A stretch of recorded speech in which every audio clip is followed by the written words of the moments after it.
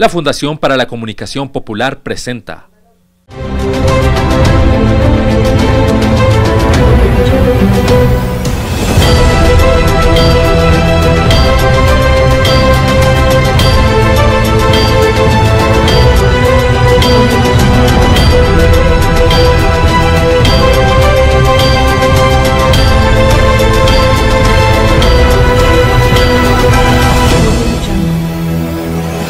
Periodismo Libre, con la fuerza de la verdad.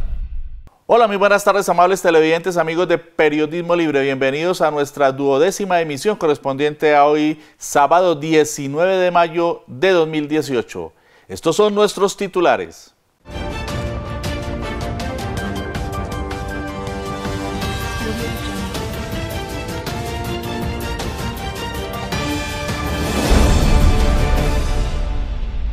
Gustavo Petro denuncia que el gobierno de Juan Manuel Santos alista un fraude electoral. El candidato de Colombia Humana llama a defender la votación el domingo 27 de mayo en todas las plazas públicas del país. Petro denuncia también que Santos impidió veeduría internacional en los comicios. La campaña de Colombia Humana a la presidencia se fortalece en el Valle con numerosos colectivos sociales y políticos. En el Parque Longitudinal de Agua Blanca, Poblado 2, el cierre de la campaña Petro Presidente en Cali será un gran carnaval popular, dicen organizadores. Petro ha logrado canalizar las resistencias y luchas históricas, afirma la catedrática Norma Lucía Bermúdez en la entrevista de Periodismo Libre. En esta emisión una nueva sección, Mesa Redonda. Hoy analizamos con Hildebrando Arévalo y Alberto Ramos cómo ha sido la campaña electoral y hacemos con ellos una prospección de los posibles resultados. La clase dirigente se tira la pelota en relación con las responsabilidades sobre el grave desastre de Hidroituango. Mientras tanto, el número de damnificados crece.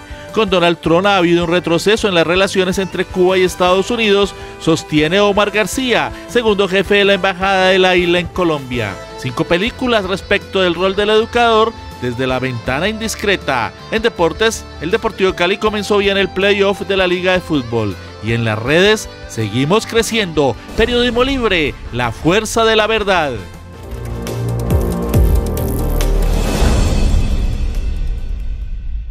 Entramos en materia. Gustavo Petro presidió una gigantesca manifestación en la noche del jueves anterior en la capital de la República. Una manifestación sin precedentes en la historia reciente del país. Y allí hizo una grave denuncia, que el gobierno de Juan Manuel Santos prepara fraude en los comicios del domingo 27 de mayo. Por otra parte, numerosas organizaciones sociales y políticas del Valle del Cauca oficializaron esta semana su respaldo a la campaña de Colombia Humana a la presidencia de la República. Esta es la información. El candidato presidencial Gustavo Petro denunció que el gobierno de Juan Manuel Santos alista un monumental fraude contra la votación de Colombia Humana y llamó a sus seguidores a salir a las plazas principales de todos los municipios del país el domingo 27 de mayo a las 4 de la tarde a defender la votación.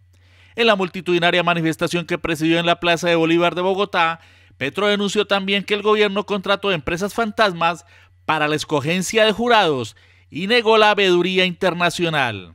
Todos los indicios muestran un fraude electoral en Colombia, auspiciado por el presidente de la República, Santos, que suspendió la visita que ya había sido pactada de una comisión de veeduría técnica de la Unión Europea a las elecciones del 27 de mayo.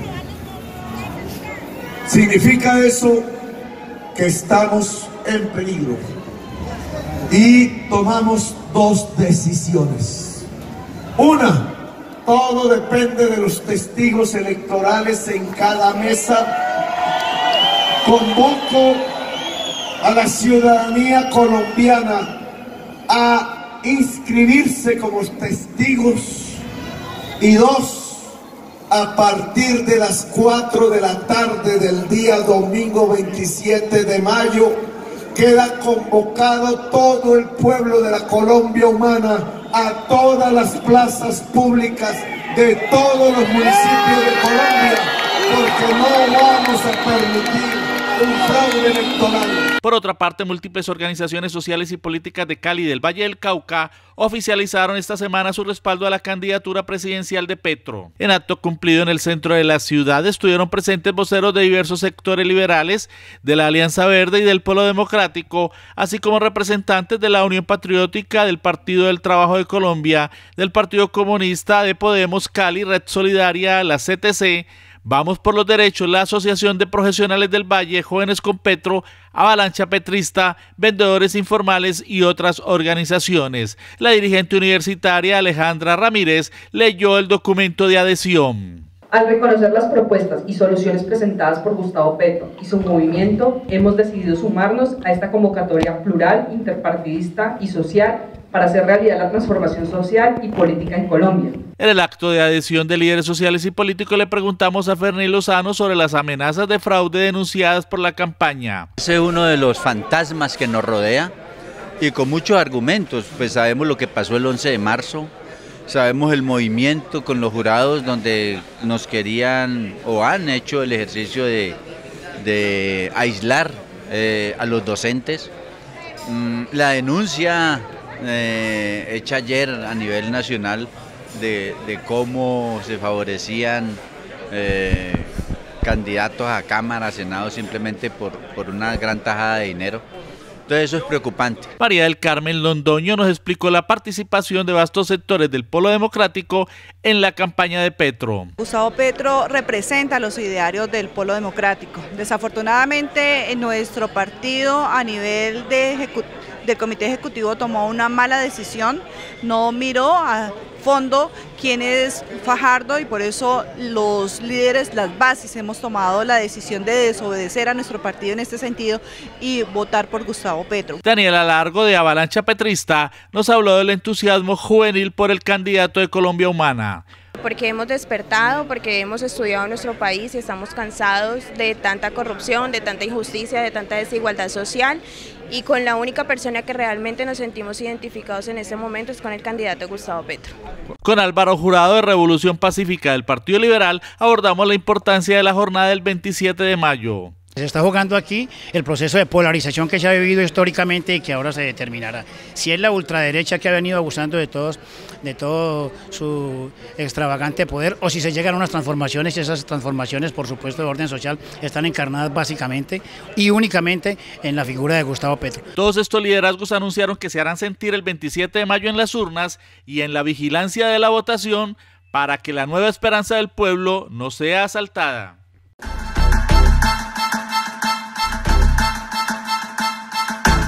Todo se encuentra listo para el gran acto de cierre de la campaña presidencial de Gustavo Petro en la ciudad de Cali. Será en el Parque Longitudinal del distrito de Agua Blanca. Hablamos con varios dirigentes de la campaña acerca de los preparativos y de cuál será el contenido de este acto.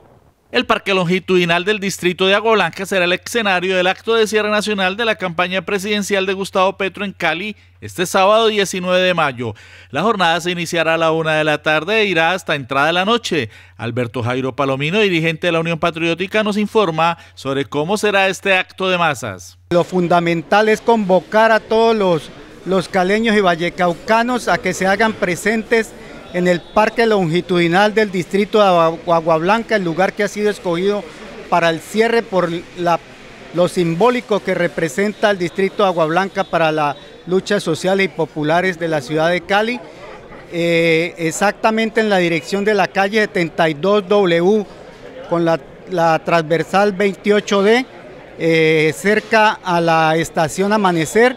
Allí vamos a desarrollar el evento de cierre donde van a llegar todos los caleños y las personas residentes en el distrito de Agua Blanca, por supuesto, junto con las caravanas de los municipios de todo el Valle del Cauca y parte del norte del departamento del Cauca.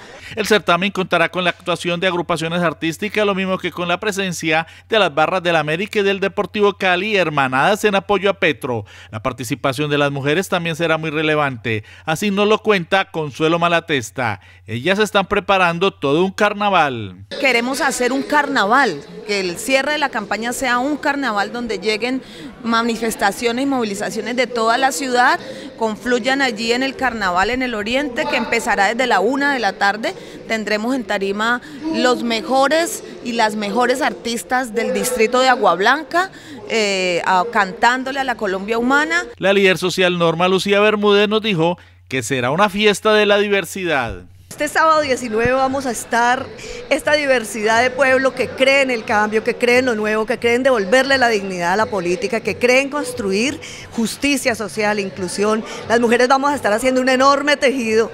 Nos han llegado tejidos de Brasil, de mujeres que nos han mandado cuadros de crochet y de tejidos de Brasil. Vamos a hacer un enorme tejido, vamos a hacer juegos, vamos a cantar. Se prevé que el candidato presidencial Gustavo Petro esté hablando hacia las 3 de la tarde.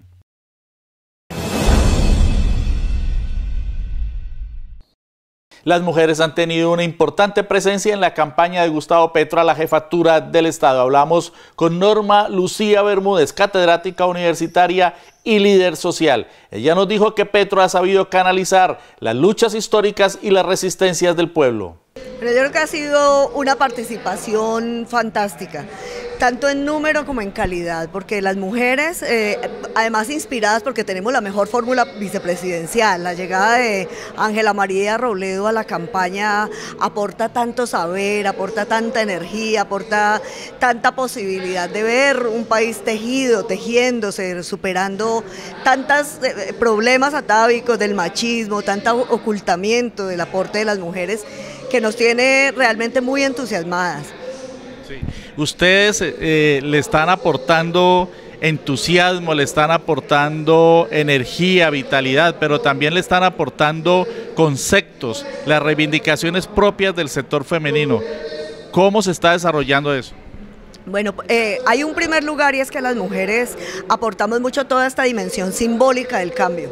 Entonces, nada más reivindicar los linajes, ese linaje enorme que tenemos de luchas, de capacidad de construir lo nuevo, de alimentar la vida con otros asuntos, por ejemplo lo del tejido, reivindicar que somos de un linaje antiquísimo, del linaje de las cimarronas, del linaje de las gaitanas, de las guaneñas.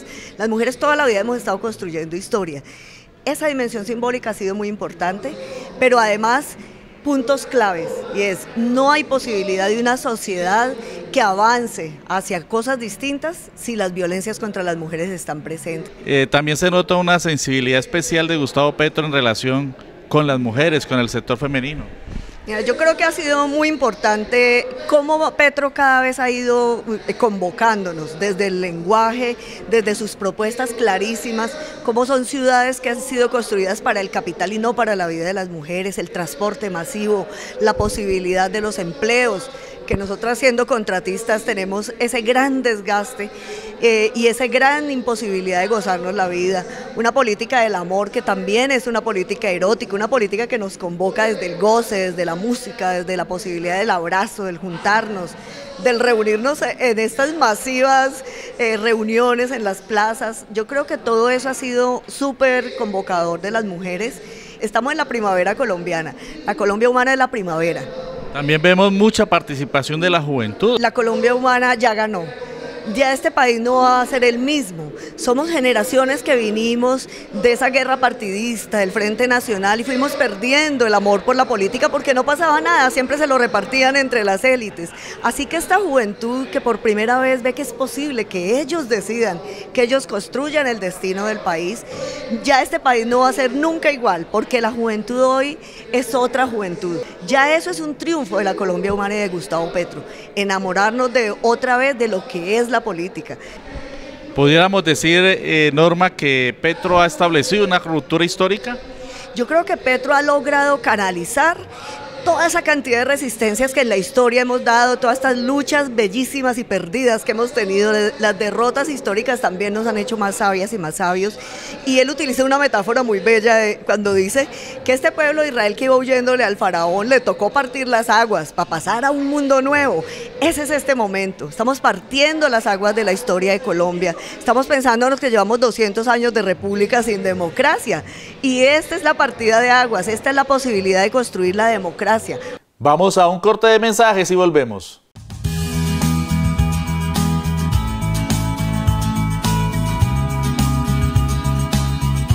Después de 22 años en los cuales el Banco de la República no ha dado solución a las necesidades laborales y sociales de sus trabajadores, hoy discutimos un pliego de peticiones con la administración de la entidad. Lo hacemos a través de ANEBRE, la Asociación de Empleados del Banco de la República. Salarios dignos, salud, educación, vivienda, son nuestros justos reclamos. Con nuestro pliego reivindicaremos derechos y actualizamos beneficios.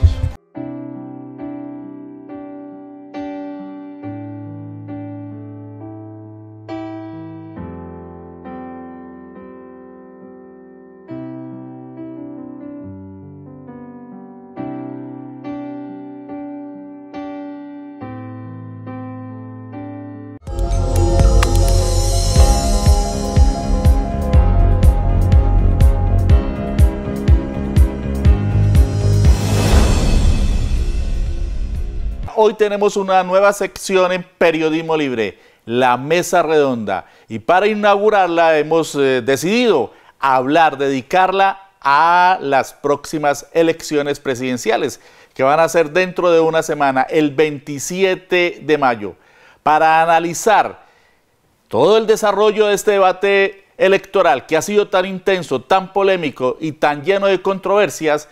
Y para hacer la prospectiva de cuáles serían los resultados del próximo 27 de mayo, hemos invitado al profesor Alberto Ramos Garviras. Él es politólogo, abogado constitucionalista. Muy buenas tardes, profesor Alberto Ramos. Gracias por acompañarnos en Periodismo Libre. Buenas tardes, Luis Alfonso, y muchas gracias por la invitación para realizar este análisis. También tenemos con nosotros a el profesor Hildebrando Arévalo Osorio, historiador, analista político. Él es egresado de la Universidad de los Pueblos de Moscú, magíster en Historia de la Universidad del Valle. Muy buenas tardes, profesor Hildebrando Arévalo. Gracias por estar con nosotros hoy aquí en Periodismo Libre. Con mucho gusto, Luis Alfonso. Muchas gracias por la invitación. Profesor Alberto Ramos, usted recientemente elaboró una serie de artículos en los que analizó muy minuciosamente las diferentes encuestas que se han producido a lo largo de esta campaña. ¿Quién paga las encuestas es el que las gana? ¿Qué análisis hace usted? El método norteamericano del conductismo, que es un método de las ciencias sociales para analizar a la sociedad, por la conducta de las masas y por la conducta de los líderes, más por la de los líderes, las encuestas la utilizan en los resultados para conducir hacia un resultado y cambiar hasta la tendencia que tengan los electores. Muchos abandonan a su preferido porque no figuran las encuestas. Y de esa manera, entonces, entramos a pensar que en efecto las firmas encuestadoras pueden ser manipuladas, depende de quién las financie, y yo creo mucho es en las encuestas que son, digamos, contratadas por una alianza de medios grandes, pero no contratadas por la misma campaña electoral. Profesor Hildebrando Arévalo, hay un antecedente histórico inmediato que es el de Antanas Mockus del año 2010 frente a Juan Manuel Santos. La ofensiva en las redes mostraba pues una avasallante campaña y se vaticinaba un triunfo de Antanas Mockus. Sin embargo, en primera y en segunda ronda ganó Juan Manuel Santos y finalmente él fue el presidente. ¿Usted cree que va a pasar lo mismo ahora con Gustavo Petro, que arrasa en la plaza pública y que viene subiendo de manera persistente y progresiva en las encuestas, o este será un fenómeno distinto? Lo característico de estas elecciones es el fenómeno de masas que está congregando el candidato Petro. Eso lo diferencia de todos los demás candidatos. Las encuestas son indicadores y los indicadores que nos están mostrando pues difieren. El profesor Alberto nos decía ahora que cree en aquellas campañas donde es un pool de empresas las que están trabajando, que es diferente, por ejemplo, a las encuestas que hace Caracol con una consultoría, y ellos nos están sesgando completamente la elección. Pero tenemos diferentes tipos de encuestas donde se nota que los candidatos fundamentalmente que encuestan son Duque y Petro. Pero esa tendencia entre Duque y Petro la estamos viendo, especialmente en las encuestas que está comentando Semana, que las sesgan siempre a favor de Duque, y no se tiene en cuenta el debate que se está haciendo en la plaza pública, donde Petro es todo un fenómeno electoral y cada vez aumenta la presencia, con esa tendencia de forma importantísima en las últimas manifestaciones en el eje cafetero, donde se suponía que era la plaza fuerte del Centro Democrático, y la presencia de la gente desbordó. Creo que ningún analista hace 2 meses o mes y medio proyectaba la tendencia y la afluencia de personas a escuchar al candidato en cuerpo propio.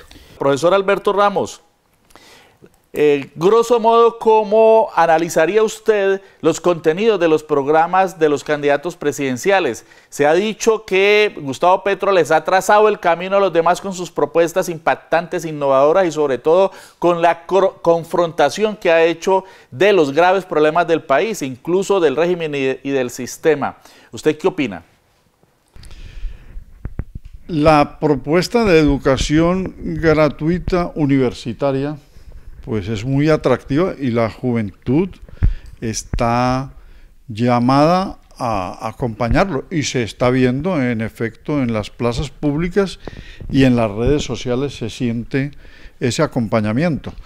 Lo que se hizo en Chile por parte del movimiento estudiantil fue reclamar una educación gratuita, y en los países, digamos, que tienen un grado de bienestar social, donde funciona el estado del bienestar, países del welfare state, que son socialdemócratas, no tienen que ver nada con el comunismo, ni siquiera con el socialismo real, sino que es un estado intermedio entre socialismo y capitalismo. O sea, hay una socialdemocracia, funciona educación gratuita, porque sin educación la población queda al garete y no tiene futuro.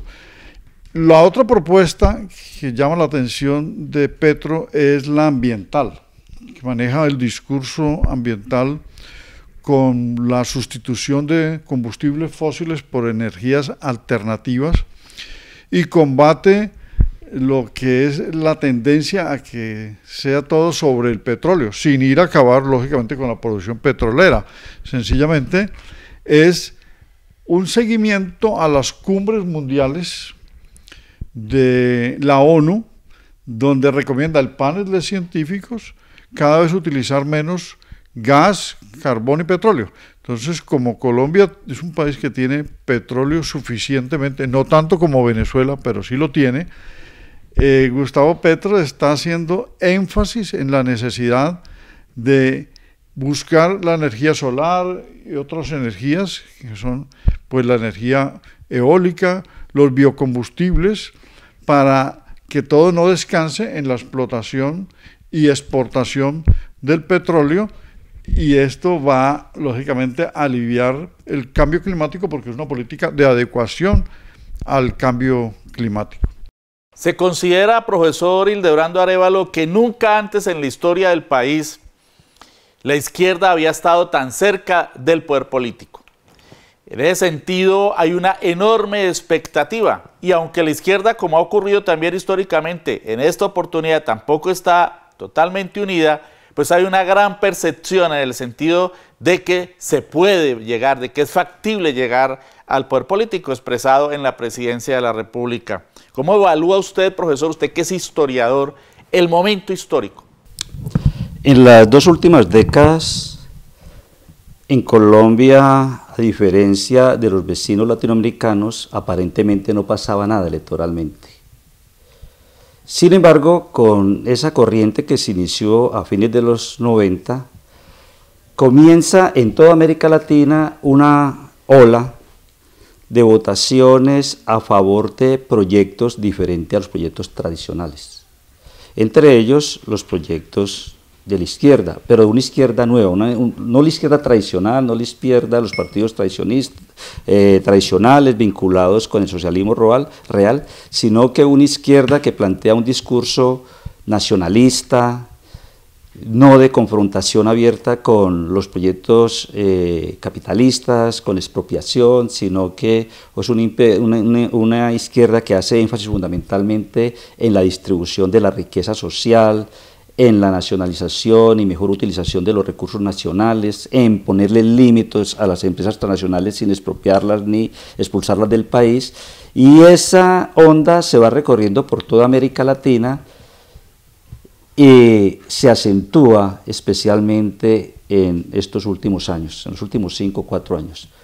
Es interesante que en los países que en América Latina están en política exterior alineados con Norteamérica, con los Estados Unidos, las campañas electorales han tomado un auge con relación a los sectores sociales que se veían excluidos.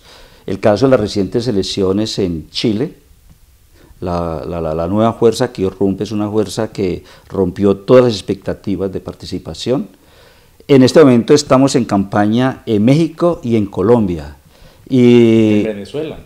Y en Venezuela, sí, pero Venezuela es un fenómeno que ellos sí han marcado la pauta en estos 25 años. Yo estoy recalcando es aquello nuevo como lo que está sucediendo en Colombia. Chile, México, Colombia, donde la izquierda, como nunca antes, tiene unas posibilidades reales de ganar. Y no es porque los analistas se estén entusiasmando, sino que los hechos, las manifestaciones, la misma opinión de los analistas tradicionales han reconocido la irrupción de esta nueva fuerza que representa a Gustavo Petro. Vamos a ir a un corte de mensajes y volveremos con este análisis que estamos haciendo en nuestra nueva sección de Mesa Redonda.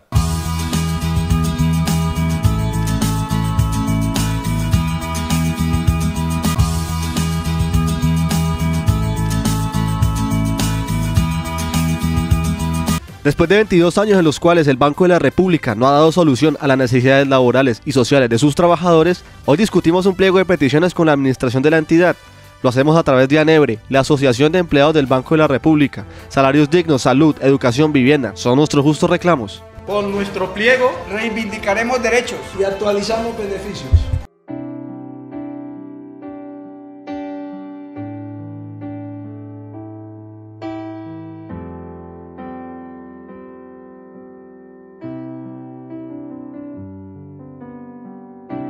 Gracias por seguir con nosotros en Periodismo Libre. Estamos en Mesa Redonda analizando la campaña electoral en marcha y vamos a hacer también una prospectiva sobre los resultados de estas elecciones el próximo 27 de mayo. Profesor Alberto Ramos Garviras, ¿en qué quedó el papel de la paz en este debate electoral?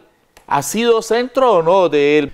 Pues debería ser la paz el centro del debate, porque si bien es cierto que se firmó en Cartagena y se ratificó en el Teatro Colón, y luego vino la implementación por fast track, la paz no es solamente la firma de documentos y la exposición de los acuerdos, sino la realización de ella en la vida real para que el posconflicto aparezca, o sea, la posguerra, es decir, alterada por actores como el ELN, que está en un proceso de paz, pero todavía ejerce la violencia, y alterada por grupos que en el Pacífico, algunos son disidentes y otros son descompuestos de otras formas de violencia, y alterada por la violencia urbana. Entonces, debería continuar siendo, pero lo extraño es que no es el eje central de la campaña, porque muchos candidatos la mencionan diciendo que la apoyan. El mismo candidato Fajardo, el candidato Petro, Vargas Lleras tímidamente, y Duque la cuestiona diciendo que va a reformar algunas cosas, pero esto es del discurso a la realidad, es que pueden ser entrabamientos posteriores. Y de la Calle, que es el gestor, ¿sí?, lo hace también de manera un poco marginal, pero ya a raíz del caso Santrich resultó nuevamente enarbolando el discurso de la paz. Podría decir, para terminar esta respuesta, que hay una posición tímida frente a la paz, como si fuera pecaminosa, cuando realmente la paz es el bien común y es la que permite que funcione la sociedad, la economía y la justicia. Y habiéndola firmado, no son, digamos, directos expositores de la paz, sino que lo hacen marginalmente. ¿Qué pasará, profesor Hildebrando Arévalo, con la paz dependiendo de quién sea el presidente de la República? Petro es el candidato que en este momento está insistiendo más en la paz. Él está diciendo llevar educación, llevar salud, cambiar el rumbo de la economía, ahí es donde se está construyendo realmente la paz. Los demás candidatos, tenemos lo que acaba el doctor Gárvidas, tenemos a De la Calle, que ha vuelto a insistir en la necesidad de cumplir los acuerdos. Los acuerdos van a permitir construir el proyecto de paz, que entre otras cosas, en las cifras actuales, los analistas están diciendo que se ha cumplido de lo pactado más o menos el 18%, lo que nos dice que estamos bastante quedados en la implementación, y eso refleja el interés real de estas élites, incluyendo el presidente Santos, que la firmó, en concretizarla. Se hizo mucho énfasis en la firma del documento, pero en la realización tenemos bastantes dificultades. El candidato Duque, en esa convención que se hizo para elegir el candidato del partido, escuchó el discurso del doctor Londoño, donde prometieron que de ganar la campaña que el Centro Democrático iba a hacer para ganarse la presidencia de la República, harían trizas ese acuerdo. Pero definitivamente la campaña está en el sector que está representando Gustavo Petro, que habla abiertamente en consolidar la paz, y en Duque, que dice que modificará los acuerdos, y es realmente un enigma.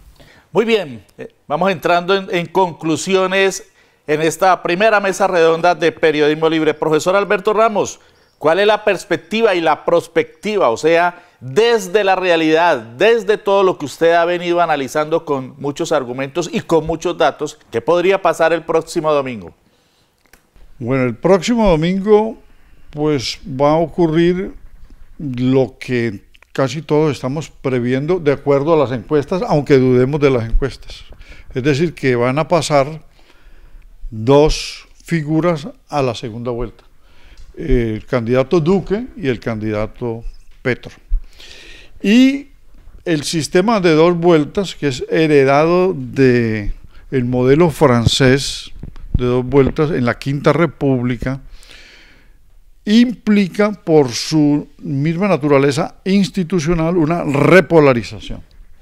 Es decir, si ha habido polarización en la campaña porque desde el 2016 se radicalizaron las personas, se difundió el odio y hay ataques a tutiplén en cantidades, es la segunda vuelta que tenemos un realineamiento alrededor de Duque, las fuerzas de derecha y algunos de centro, y alrededor de Petro las fuerzas, digamos, de izquierda, fuerzas moderadas, también de centro, y los independientes y el voto de opinión. Por lo tanto, yo creo que puede presentarse una competencia casi que pareja para voto finish de los dos candidatos en la segunda vuelta, donde esa reagrupación y un movimiento de las coaliciones, y de pronto se puede morder el voto abstencionista, puede llegar a que cada uno obtenga 8,5 millones en el resultado de la segunda vuelta, porque la votación que va a presentarse es de 18 millones y pico. Tuvimos 17 millones el 11 de marzo, de los 36 millones que pueden votar. se presentaron 17 millones, aunque 9 millones solamente participaron en la consulta. Pero esto va a sumar 1,5 millones más o 2 millones, que puede llegar a 19 millones, de esos 17, 19, en la presidencial de la segunda vuelta. Y va a ser muy competitivo porque se van a mover, como he acabado de explicar, las fuerzas frente a los dos únicos candidatos que quedan. No es entonces muy fácil predecir quién va a ganar, pero van a tener la misma capacidad de triunfo porque es la división de la sociedad y los abstencionistas seguirán un 48%. ¿Qué opina usted, profesor Hildebrando Arévalo? ¿Se materializará esa repolarización de la que habla el profesor Alberto Ramos? Miremos lo que está pasando directamente en el trabajo de campo. Yo quiero tocar un punto particular. En la comuna 16 en Cali, estoy hablando con uno de los líderes de la comuna que está dirigiendo una de las campañas y hay datos interesantísimos, como a nivel local, líderes de los partidos tradicionales de ambos y de las diferentes vertientes, el partido de la U, han estado acercándose a la campaña de Petro, a solicitar información, a solicitar materiales y otros directamente se han vinculado. ¿Qué nos dice esto? En los sectores populares, donde tradicionalmente los partidos de derecha han sacado históricamente las votaciones que deciden, se está produciendo un movimiento bastante interesante. Por otro lado, en las universidades, hablando con los jóvenes siempre han tenido un papel interesante, dinamizador, pero han sido los grandes ausentes al momento de votar. Los grandes abstencionistas, ¿no? Los ausentes, sí. En esta situación coyuntural y siguiendo las tendencias latinoamericanas, los jóvenes se han constituido en actores fundamentales, actores colectivos fundamentales, y creo que allí va a haber, incluso creo que soy un poco más optimista que el profesor Alberto, en que haya una participación un poco mayor que la tradicional y que nos estemos moviendo por encima de los 20 millones de votos, un poquitito. Entonces creo que si los sectores subalternos y estos actores dinámicos de la juventud se manifiestan, vamos a tener unas elecciones completamente peleadas, un cabeza a cabeza, que dependiendo ahora sí del papel de las organizaciones y de los líderes de los candidatos, finalmente serán los que decidan. Definitivamente entonces el papel de la juventud y de ese enorme conglomerado de colombianos que tradicionalmente no sufraga será determinante para establecer quién será el nuevo presidente de la República el próximo 27 de mayo o 3 semanas después, si hay segunda vuelta en el tercer domingo del mes de junio. Muchas gracias, profesor Alberto Ramos, por acompañarnos esta tarde en este análisis en la mesa redonda de Periodismo Libre. No, con mucho gusto. Muchas gracias, profesor Hildebrando Arévalo, también por estar con nosotros, aportando su reflexión desde el punto de vista del historiador y también del analista político. Encantado, Luis Alfonso. Vamos a un corte de mensajes y volvemos con más. Después de 22 años en los cuales el Banco de la República no ha dado solución a las necesidades laborales y sociales de sus trabajadores, hoy discutimos un pliego de peticiones con la administración de la entidad. Lo hacemos a través de ANEBRE, la Asociación de Empleados del Banco de la República. Salarios dignos, salud, educación, vivienda, son nuestros justos reclamos. Con nuestro pliego reivindicaremos derechos y actualizamos beneficios. Yo te daré patria hermosa, te daré un... El Valle del Pacífico, ganamos con Petro. Petro, presidente, Petro, por la gente. Los trabajadores de los materiales para la construcción estamos con Petro, estamos por recuperar nuestros derechos que han sido vulnerados durante los pasados gobiernos, derechos como el recargo del dominical, los recargos de las horas nocturnas, por recuperar mejores condiciones de salud en el trabajo y sobre todo por finalizar el flagelo de la tercerización en nuestro país. Los maestros en el Valle estamos con Petro, estamos por mejoría en nuestra dignidad como docentes.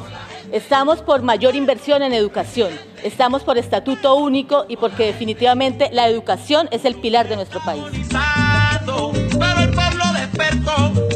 Los trabajadores de la salud apoyamos a Petro porque por fin se podrá acabar con el flagelo de la Ley 100, flagelo que termina con la ciudadanía en la puerta de los hospitales por la negación del servicio y por la falta de medicamentos, además de la intermediación laboral. Súmate, vota por Petro, presidente. Los pensionados y pensionadas de Colombia ganamos con Petro. Ganamos porque defendemos a Colpensiones, porque defendemos la sustitución pensional y garantizamos que efectivamente el sueño de bajar del 12% la cotización en salud al 4% la podamos lograr. Familias de pensionados, todos a votar por Petro.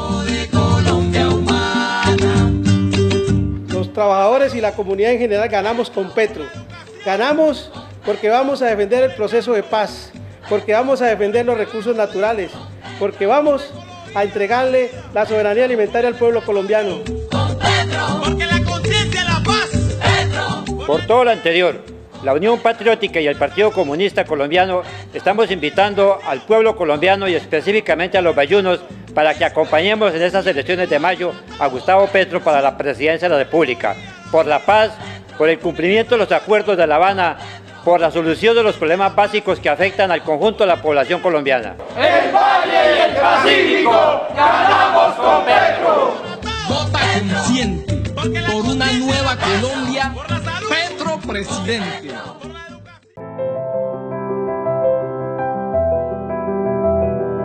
Gracias por continuar en Periodismo Libre. Siguen creciendo las consecuencias del desastre en la hidroeléctrica de Ituango. Ya se anuncia que tendrán que ser evacuadas más de 5.000 personas, habitantes de la zona de Puerto Valdivia. Les hemos preparado un primer informe en relación con esta tragedia. Desde hace varios días se viene presentando una grave emergencia en las obras de construcción de la hidroeléctrica de Pescadero Ituango, más conocida como Hidroituango, por la creciente que ha tenido el curso del río Cauca en la represa, ocasionado por el taponamiento de uno de los túneles de llenado y desvío de la presa, lo que originó una inundación en la parte alta del mismo, causando un estado de zozobra entre la comunidad por una avalancha en el corregimiento de Puerto Valdivia. Todo indica que hubo graves fallas de cálculo, prevención y ejecución de la obra por parte de los diferentes gobiernos, los de Álvaro Uribe, Juan Manuel Santos, Luis Alfredo Ramos y Sergio Fajardo. Sin embargo, a la hora de establecer las responsabilidades, todos se tiran la pelota. La obra tuvo su gestión e inicio en la gobernación de Luis Alfredo Ramos, jefe de debate del candidato de Uribe a la presidencia, Iván Duque, el cual, en una foto publicada el 13 de diciembre de 2017, se vanagloriaba de lo que textualmente calificaba como la más grande iniciativa de mi gestión como gobernador. Igualmente, durante la gobernación de Sergio Fajardo, hoy candidato presidencial de la Coalición Colombia, se impulsó también el desarrollo de dicho proyecto lesivo a los intereses de las comunidades, pues, como se ha denunciado por líderes de Antioquia, durante la administración departamental de Fajardo se realizó una cesión a las empresas públicas de Medellín mediante un contrato de usufructo de los derechos de las acciones de la sociedad Hidroituango. Estos son algunos de los tweets con los cuales el candidato Fajardo expresaba su júbilo por la obra que se estaba realizando en los años 2014 y 2015. A volar se dijo: hoy un día extraordinario para el proyecto Hidroituango, desviación del río Cauca. La segunda explosión, la desviación del río Cauca para construir Hidroituango, oportunidad versus barbarie. En la actualidad, ni el gobierno nacional ni el departamental de Antioquia han hecho frente decisivo en materia de responsabilidad por lo ocurrido, limitándose exclusivamente a tirarse el balón entre ellos, sin ofrecerle a las comunidades ayudas específicas que contribuyan a salir del estado de alerta en el que se encuentran, no solo Valdivia, sino otros municipios afectados por la obra. Y todo esto, a pesar de que los pobladores han señalado que la responsabilidad directa en lo que está ocurriendo es de EPM y de la Autoridad Nacional de Licencias Ambientales, puesto que han manifestado que lo sucedido es producto de la irresponsabilidad de EPM y su falta de estudios rigurosos, y de la ALNA porque debió revisar los estudios técnicos y las falencias que tenían. Es necesario que las autoridades establezcan las responsabilidades y, en todo caso, debe primar la solidaridad y acompañamiento a las comunidades afectadas, pues ante todo está la vida de las personas y no, como lo indicó el candidato del uribismo, Iván Duque, quien reclamó la solidaridad pero para EPM, que es una de las responsables de este desastre que deja más de 500 familias damnificadas en Puerto Valdivia y pérdidas multimillonarias. El mundo al revés. En un segundo informe hablaremos de los numerosos asesinatos de líderes sociales que denunciaron durante años las consecuencias de esta obra y de los cuales hoy pocos se acuerdan.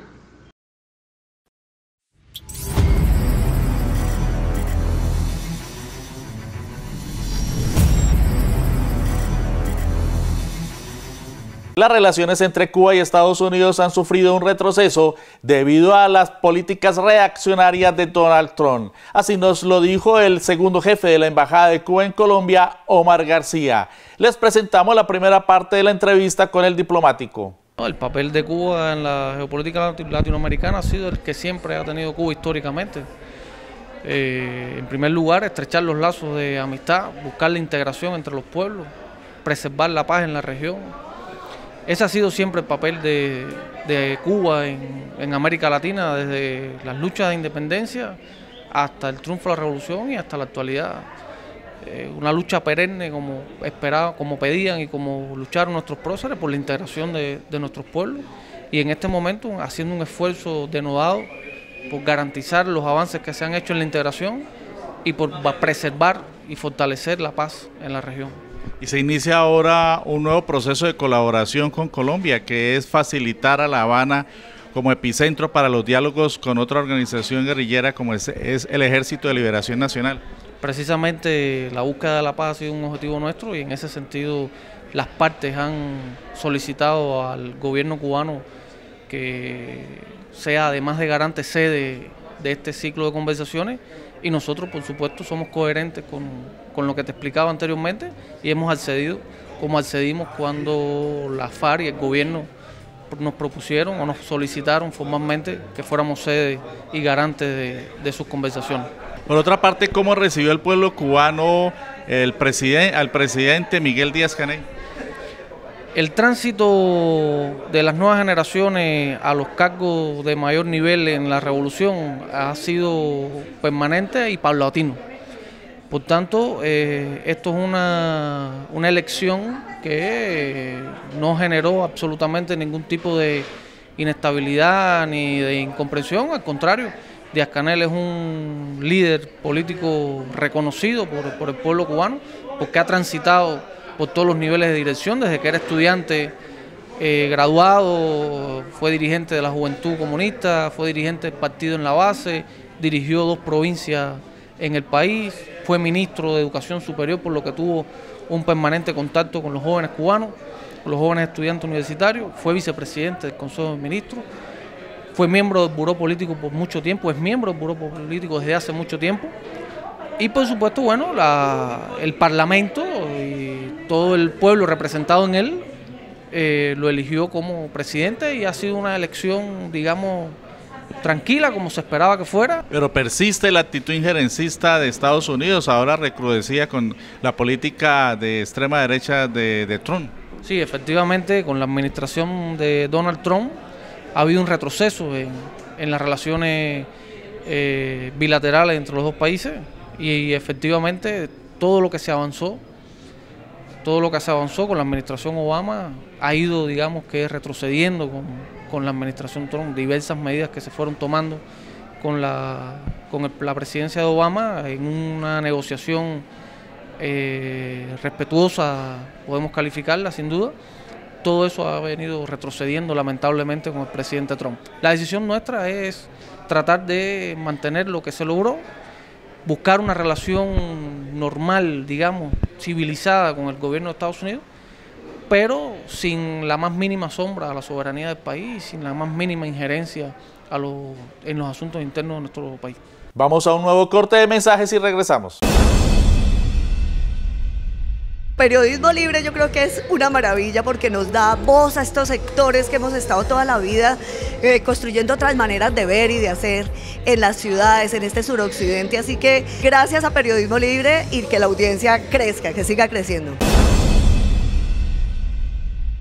Después de 22 años en los cuales el Banco de la República no ha dado solución a las necesidades laborales y sociales de sus trabajadores, hoy discutimos un pliego de peticiones con la administración de la entidad.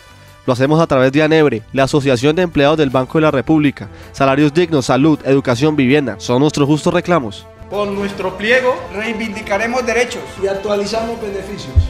Gracias por continuar en Periodismo Libre. 5 películas sobre el papel de los educadores. Hoy, desde la ventana indiscreta, con José Urbano.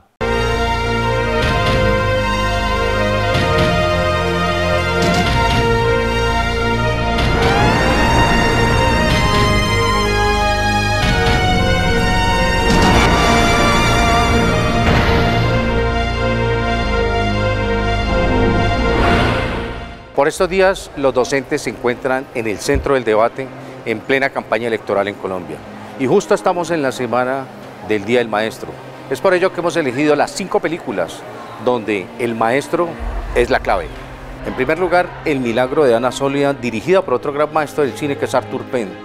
Es la historia de Helen Keller, esta niña que nace ciega y sorda y se necesita entrar allí para crear un lenguaje, y es cuando entra Anna Sullivan. Anna Sullivan logra penetrar esta burbuja en la que se encuentra Helen Keller.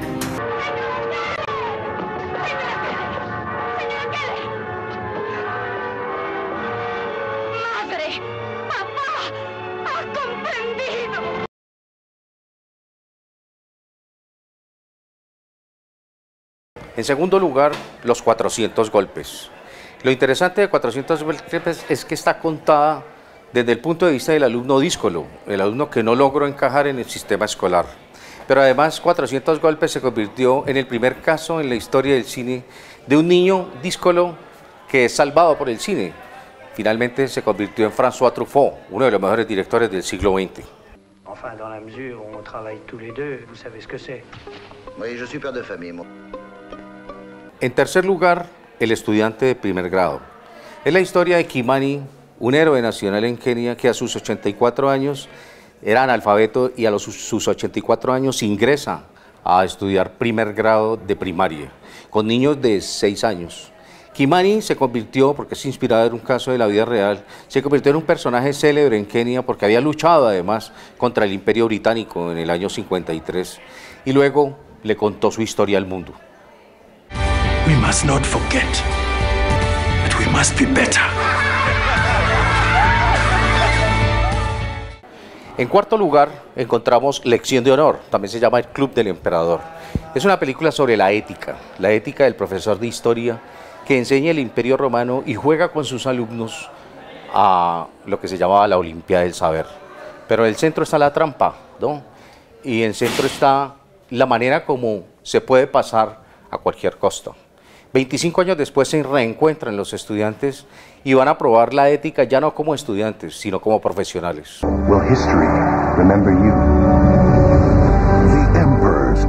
Y en quinto lugar tenemos La Ola, película alemana donde el profesor le propone a sus alumnos un juego. ¿Qué tanto están los jóvenes supeditados a aceptar un régimen totalitario? Es decir, es un juego a ser fascistas, pero lo que empezó como un juego termina convertido en realidad. Digamos, el profesor demuestra qué tan manipulables pueden ser los jóvenes para aplicarles un régimen autoritario. Estas fueron las 5 películas pedagógicas en homenaje al maestro.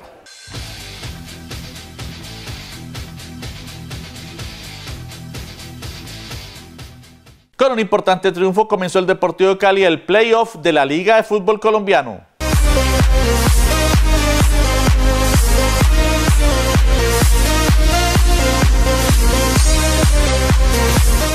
Se llevaron a cabo los partidos de ida de los cuartos de final de la Liga del Fútbol Colombiano, los cuales empezaron con el empate a un gol en Tunja entre Patriotas Boyacá y el Atlético Huila, que a puertas de acabar el partido obtuvo el empate a través de Eduard López.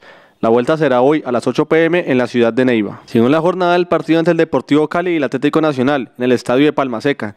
El partido tuvo un desarrollo bastante luchado por ambas escuadras, con mayor dominio del balón del verde antioqueño. Sin embargo, este no fructificó en opciones claras de gol, a diferencia del conjunto vallecaucano, que en el minuto 79 obtuvo el único gol del compromiso con un cabezazo de Nicolás Benedetti. La vuelta se jugará hoy a partir de las 6 de la tarde en el Atanasio Girardot. Por otra parte, sorpresivamente, el Deportivo Independiente Medellín derrotó en Barranquilla al Atlético Junior 1-0. El partido de vuelta se llevará a cabo mañana domingo en el Atanasio Girardot. El único gol del partido fue obtenido por Didier Moreno. Por último, en Manizales, Once Caldas derrotó por la mínima diferencia al Deportes Tolima, con gol del delantero César Amaya al minuto 55 del encuentro. El partido de vuelta se llevará a cabo mañana domingo a partir de las 5:15 de la tarde en la ciudad de Ibagué. Todas las llaves de cuartos de final se encuentran abiertas y no se vislumbran grandes ventajas por parte de ninguno de los equipos en competición. Continúan llegando muchos mensajes a Periodismo Libre, que sigue creciendo en las redes. Buenas tardes, amigos. Entramos en el tercer mes de Periodismo Libre al aire y son múltiples los mensajes que hemos recibido a través de las redes sociales sobre nuestro trabajo de comunicación alternativa. Veamos algunos de ellos. Del profesor de la Universidad Javeriana, Hernando Llano: muchas gracias por ese impulso vital de Periodismo Libre. su admirable convicción y coherencia democrática. Del investigador social Jorge Enrique Almario, nuevamente los felicito por Periodismo Libre, están construyendo un verdadero espacio alternativo. Andrés Marín nos dice, buen canal, hablando cosas como son, cosas que no dicen ni en RCN ni en Caracol. Luis comenta, por una Colombia con periodismo libre sin el sesgo de las familias más poderosas del país, por una Colombia con educación sin costo y ampliación de los cupos del SENA. Jonathan Barón nos dice, excelente reportaje, esta clase de espacios periodísticos sin sesgo mediático ni mermelada es que debemos proteger y apoyar, por su gran aporte a la sociedad, mil gracias. Y por último, Klaus Loss, qué buen canal, gracias por tenernos informados. Amigos, esto fue todo por hoy, síganos en nuestras redes, en Facebook, Periodismo Libre Cali, en Twitter, @PelibreCali, en Instagram, Periodismo Libre _, y en YouTube, Periodismo Libre Cali. Bien, amables televidentes, ha sido todo por hoy. Nos vemos el próximo sábado, 26 de mayo, aquí en Periodismo Libre. Hasta entonces. La Fundación para la Comunicación Popular presentó